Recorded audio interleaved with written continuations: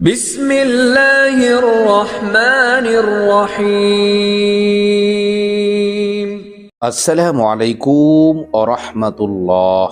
আপনি কি কখনো ভেবেছেন আয় আছে তবুও শান্তি নেই? সব কিছু আছে তবুও মনে প্রশান্তি নেই?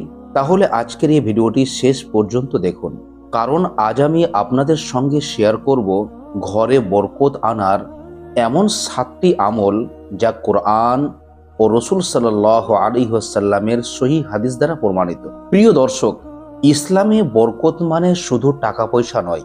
বরকত মানে হলো মনে শান্তি, পরিবারে ভালোবাসা, অল্পে তৃপ্তি এবং জীবনে আল্লাহর সাহায্য।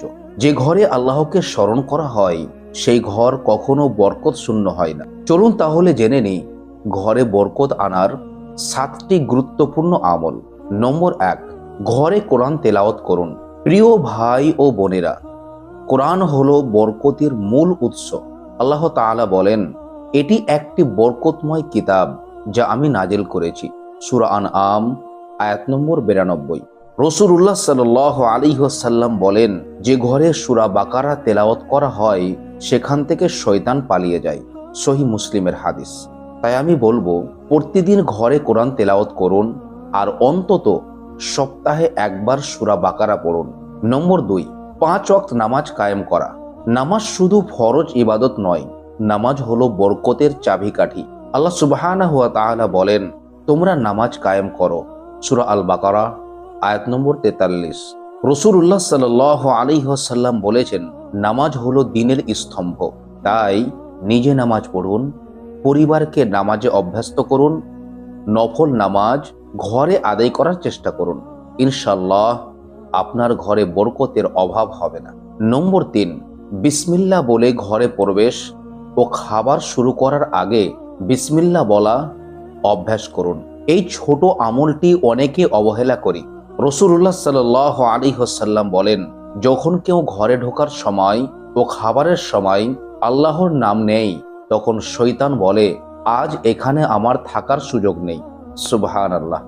সহিহ মুসলিমের হাদিস। তাই ঘরে ঢুকেই বলুন বিসমিল্লাহ এবং খাবার শুরু ও খাবার শেষের দোয়া পড়ুন। নম্বর 4, হালাল রিজিক গ্রহণ করুন। হারাম রিজিক ঘর থেকে বরকত তুলে নেই। আল্লাহ তাআলা বলেন, হালাল ও পবিত্র রিজিক থেকে খাও। সূরা আল বাকারা আয়াত নম্বর 168। রাসূলুল্লাহ সাল্লাল্লাহু আলাইহি ওয়াসাল্লাম বলেছেন, হারাম দ্বারা গঠিত দেহ জান্নাতে প্রবেশ করবে না। নাউযু বিল্লাহ।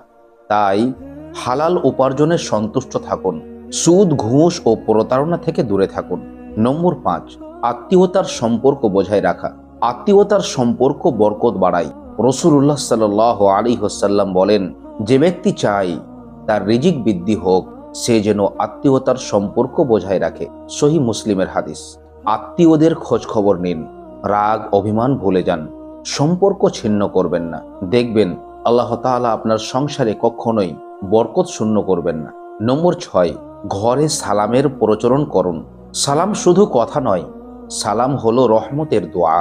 আল্লাহ তাআলা বলেন, এটি আল্লাহর পক্ষ থেকে বরকতময় অভিবাদন। সূরা নূর আয়াত নম্বর 61। ঘরে ঢুকেই সালাম দিন।